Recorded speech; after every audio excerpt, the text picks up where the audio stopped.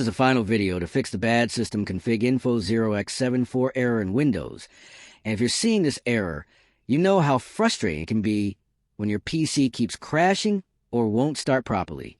This problem usually happens because of corrupted system files, bad registry entries, or a wrong boot configuration, and many tutorials out there make it look super complicated with long commands and confusing steps.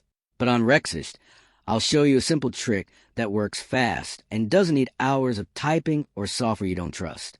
With just a few clicks, you can repair your system and get Windows running smoothly again. If you want to make a step-by-step guide showing exactly how to do it, comment below, and I'll drop the full tutorial for you.